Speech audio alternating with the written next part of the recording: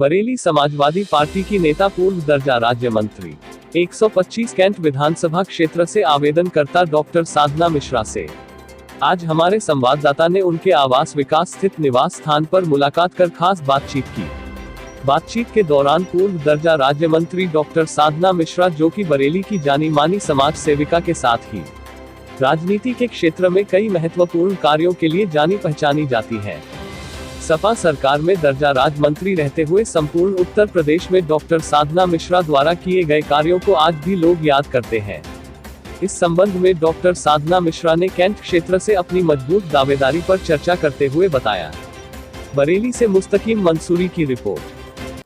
मैं डॉक्टर साधना मिश्रा, पूर्व राज्य मंत्री उत्तर प्रदेश शासन की हूँ और एक भूतपूर्व प्रवक्ता भी रही साहू गोपीनाथ डिग्री कॉलेज। देखिए, बिल्कुल मेरा इरादा है, क्योंकि मैंने समाज सेवा से जुड़ी हूँ, ज़मीन से जुड़ी हुई हूँ। एक एक गरीब, हिंदू, मुस्लिम, सिख, ईसाई, अगड़े पिछड़े सभी लोगों से जुड़ी हूँ। चाहे ज़मीन पे हो, चाहे कोई गरीब हो, चाहे कितना अमीर, किसी की भी कोई परेशानी, चाहे महिलाएं हों, चाहे बच्चियाँ हों, हर एक की परेशानियों में हमेशा उन्होंने सुख दुख का मैंने साथ दिया है।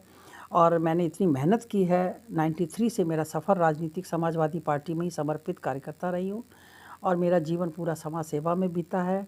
मैं परामर्श केंद्र में, पुलिस लाइन में मैं काउंसलर भी थी। पुलिस लाइन की देन है मैंने जो खुलवाया था कि महिलाओं के जो उत्पीड़न, घरों के मामले झगड़े होते थे, वो भी मैंने सॉल्व करने की कोशिश की।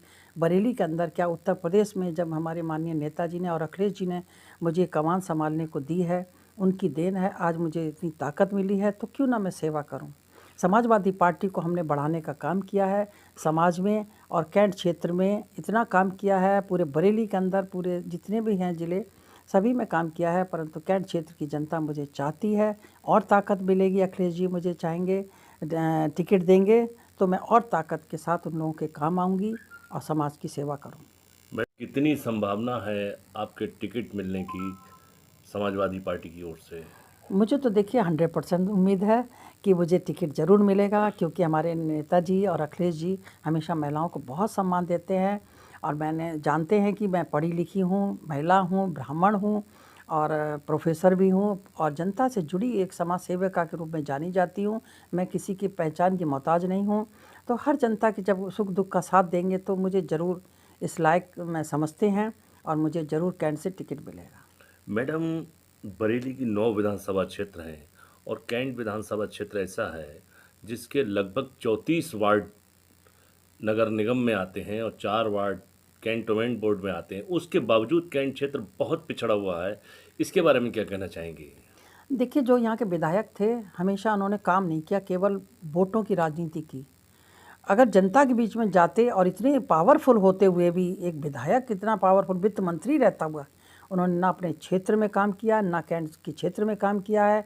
केवल वोट ले लिए, ठेकेदार बना दिए, वोट दिला दो और मैं बन जाऊं विधायक, बस चौड़े होके घूम लिए। उनका कोई उद्देश्य नहीं था किसी गरीब जनता की दरवाजे पे भी सुन ले। तो वहाँ के क्षेत्र में भी जब मैं गई हूँ, कालीवाड़ी के लोगों से मिली, तो वहाँ के लोग बोले, साहब यहाँ तो हम ही लोगों की नहीं सुनेंगे तो ये पूरे कैंट की क्या सुनेंगे। तो बड़ा अफसोस लगता है, ऐसे नेताओं के लिए तो नकार देना चाहिए। जनता बिल्कुल नकार रही है। आज ज़माना है, आज समाज सेवी लोगों का, जो उनके दुख दर्द को जाने। आप देख रहे हैं कि भाजपा सरकार ने आतंक फैला रखा है। हर घर में चूल्हे नहीं जल रहे हैं, हर घर में कितनी कमियां हैं, महंगाई चरम सीमा पे पहुंच गई है। कहाँ से कहाँ हमारे अखिलेश जी ने जो काम किए हैं किसी ने करके नहीं दिए हैं। इतने उन्होंने एक्सप्रेस वे और तमाम उन्होंने मेट्रो का, उनकी सोच कितनी अच्छी थी। विदेशों से पढ़ के आए हैं, उन्होंने अपनी पढ़ाई की यहाँ पे इस्तेमाल किया है कि उन्होंने मेट्रो चला दी। कहाँ से कहाँ बच्चियों के लिए देखिए लैपटॉप, जो महिलाएं हमारी सुरक्षित नहीं थी, उन्होंने 1090 111 वो 100 नंबर चला दी। बताइए उस ये लोग क्या करते हैं, दिमाग है नहीं, बस केवल हम लोगों की जो चीज़ें हैं उनको नाम बदलना। सड़कें खुद ही पड़ी हैं, जितना पैसा ले सकें तो ले लें। अभी सरकार फिर तो आएगी नहीं इनकी, अब जा रही है। अखिलेश जी का सब इंतज़ार कर रहे हैं। तो वही हम देख रहे हैं, जाके एक एक गली, एक एक मोहल्ला, चाहे आप शांति विहार सिठौरा से ले लीजिए, चाहे इधर मॉल तक ले लीजिए, चाहे कहीं गली कूचे ले लीजिए, कहीं कोई विकास नहीं किया है राजेश अग्रवाल जी ने। इनको जनता दूर दूर तक नहीं याद करेगी, नकार रही है बिल्कुल।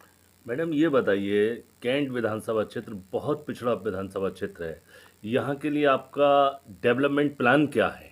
देखिए, अगर मुझे आती हूँ और मुझे पूरी ताकत मिलती है, विधायक बनी, तो मैं सबसे पहले तो कैंट क्षेत्र ऐसा कर दूँगी कि जैसे विदेश क्या होगा।